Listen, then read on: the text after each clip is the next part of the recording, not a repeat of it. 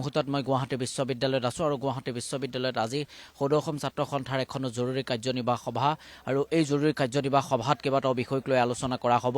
শিৱসাগৰত অনুষ্ঠিত হ'বলগীয়া সাধাৰণ সভাক লৈ আজিৰ দিনটোত আলোচনা হ'ব। কেইবাটাও পদ ৰদবদল কৰা হ'ব আৰু এই মুহূৰ্তত সদৌ অসম ছাত্ৰ সন্থাৰ যি মুখ্য কাৰ্যালয় অৰ্থাৎ গুৱাহাটী বিশ্ববিদ্যালয়ত মই আছোঁ।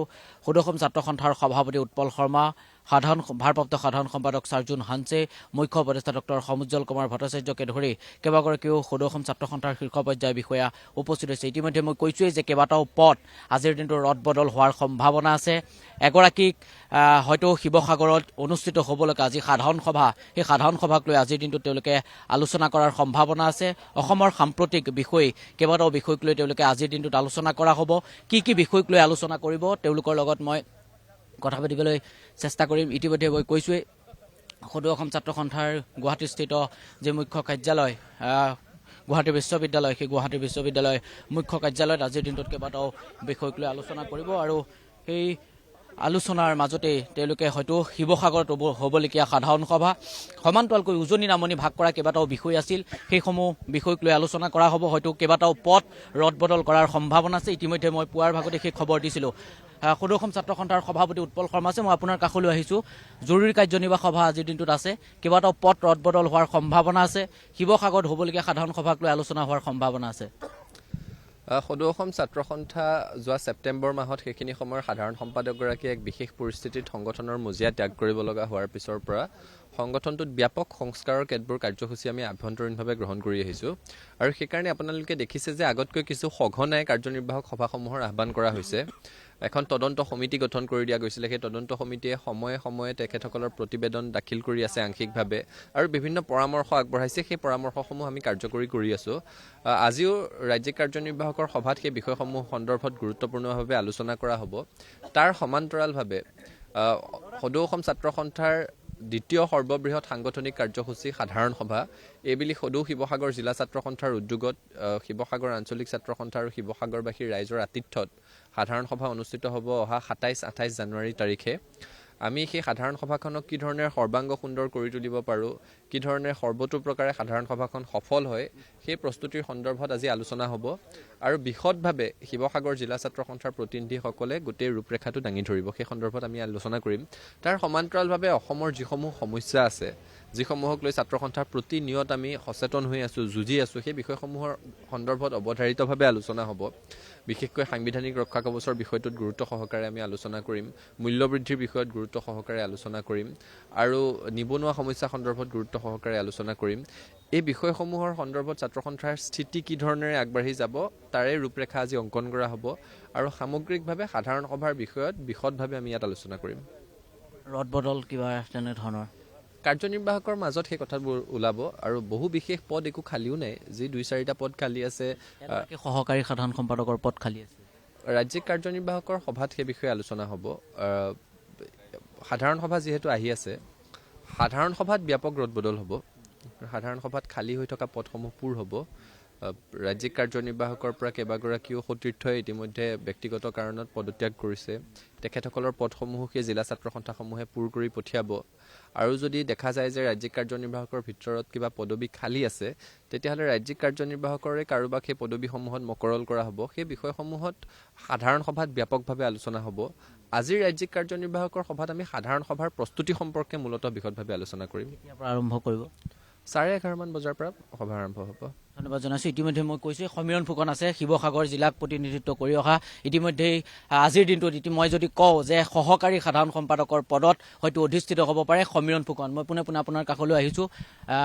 আনুষ্ঠানিকতা বাকী, হয়তো কিছু সময় পাছতেই সহকাৰী সাধাৰণ সম্পাদকৰ পদত আপোনাৰ নাম থাকিব পাৰে। এইবিলাক বিষয় কাৰ্যনিৰ্বাহকৰ ভিতৰত আলোচনা হ'ব লগা কথা আৰু এইবিলাক কথাত সদ্যহতে মোৰ নিজাববীয়াকৈ ক'ব লগা একো নাই। মূল কথা হ'ল শিৱসাগৰত সাধাৰণ সভা অনুষ্ঠিত কৰিবৰ কাৰণে আমাক সদৌ অসম ছাত্ৰ সন্থাই এটা দায়িত্ব দিছে। এই দায়িত্ব পালন কৰিবৰ কাৰণে শিৱসাগৰ জিলাবাসী ৰাইজৰ সহযোগত, শিৱসাগৰ মহকুমা ছাত্ৰ সন্থা, শিৱসাগৰ আঞ্চলিক ছাত্ৰ সন্থাৰ সহযোগত আমি প্ৰস্তুতি অব্যাহত ৰাখিছোঁ আৰু সমগ্ৰ অসমবাসী ৰাইজৰ আমি অভিভাৱকত্ব বিচাৰিছোঁ যাতে সদৌ অসম ছাত্ৰ সন্থাৰ এই সাধাৰণ সভাখনি সফলভাৱে আমি অনুষ্ঠিত কৰিব পাৰোঁ। অসমৰ জাতীয় জীৱনৰ মূল বিষয়সমূহক লৈ ছাত্ৰ সন্থাই ৰাইজে বিচৰা ধৰণে কেনেধৰণৰ কাম কাজ কৰি আমি আগবাঢ়ি যাব পাৰোঁ, এই গোটেই বিষয়সমূহ পৰিকল্পিতভাৱে আমি যাতে আগুৱাই লৈ যাব পাৰোঁ, এই ক্ষেত্ৰত আমি ৰাইজৰ অভিভাৱকত্ব বিচাৰিছোঁ। সাধাৰণ সভালৈ আৰু বেছি দিন নাই, কেনেদৰে সাজু হৈছে আপোনালোক?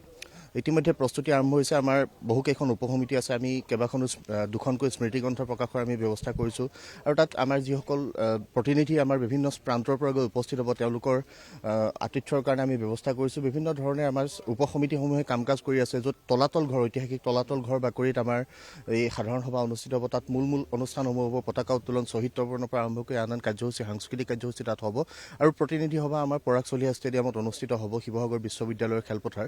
এই সকলো ক্ষেত্ৰতে আমাৰ কাম কাজ ইতিমধ্যে আৰম্ভ হৈছে। ইতিমধ্যে লাই খুঁটা স্থাপন হৈ গৈছে আৰু আহিব লগা সময়খিনিত আমি কেনেধৰণে সৰ্বাংগ সুন্দৰভাৱে সাধাৰণ সভাখন অনুষ্ঠিত কৰিব পাৰোঁ, এই ক্ষেত্ৰত আমাৰ অভ্যৰ্থনা সমিতি, জিলা ছাত্ৰ সন্থাকে ধৰি সকলোবিলাক ছাত্ৰ সন্থাৰ কৰ্মী ইতিমধ্যে কৰ্মত নিয়োজিত হৈ আছে। আমি আশা কৰিম যে ৰাইজৰ অভিভাৱকত্বত, শিৱসাগৰবাসী ৰাইজৰ সহযোগত আমি এখন সৰ্বাংগ সুন্দৰ শিৱসাগৰ সাধাৰণ সভা সদৌ অসম ছাত্ৰ সন্থাৰ অনুষ্ঠিত কৰিবৰ কাৰণে আমি সক্ষম হ'ম। ধন্যবাদ জনাইছোঁ। উপসভাপতি অভিৱৰ্তন গোস্বামী আছে। মই যিটো কথা পুৱাৰ ভাগতেই আমাৰ দৰ্শকসকলক কৈছিলোঁ যে সদৌ অসম ছাত্ৰ সন্থাত উজনি নামনি ভাগ কৰিছিল প্ৰাক্তন সাধাৰণ সম্পাদক শংকৰজ্যোতি বৰুৱাৰ বিৰুদ্ধে এগৰাকী যুৱতীয়ে, অৰ্থাৎ গুৱাহাটী বিশ্ববিদ্যালয়ত অধ্যয়ন কৰা এগৰাকী যুৱতীয়ে প্ৰেম প্ৰতাৰণাৰ এটা অভিযোগ দিছিল আৰু তাৰ পাছতেই তেখেতে পদত্যাগ কৰিবলগীয়া হৈছিল। সদৌ অসম ছাত্ৰ সন্থাৰ সাধাৰণ সদস্যৰ পৰা তেখেতে অব্যাহতি লৈছিল আৰু বৰ্তমান সময়ত এই গোটেই বিষয়টোক হয়তো আজিৰ দিনটোত আলোচনা কৰিব পৰা হ'ব নেকি বা কৰিব নেকি, গোটেই বিষয়টোৰ ওপৰত কথা পাতিবলৈ চেষ্টা কৰিম। নেতৃত্ব লৈ আছিল অভিৱৰ্তন গোস্বামীৰ লগতে আৰু 10 গৰাকী। মই আপোনাৰ কাষলৈ আহিছোঁ। আজিৰ দিনটোত তেনেধৰণৰ কিবা আলোচনা হোৱাৰ সম্ভাৱনা আছে নেকি বাৰু? তেনেধৰণৰ বিষয়বিলাক আলোচনা চলি আছে।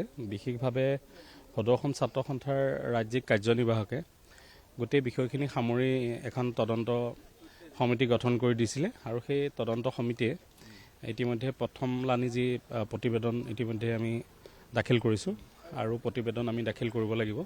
গতিকে সেইকাৰণে আমি বৰ্তমান সময়খিনিত কিছু সময় লৈছোঁ।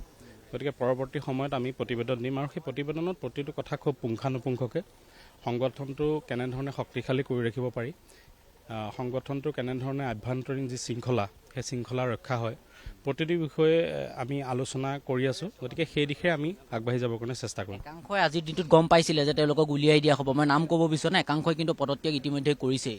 কিবা ইংগিত পাইছিলে নে বা দিয়া হৈছিল নেকি তেওঁলোকক? আমাৰ কথাটো হ'ল যে সদৌ অসম ছাত্ৰ সন্থাৰ এটা আভ্যন্তৰীণ শৃংখলা আছে।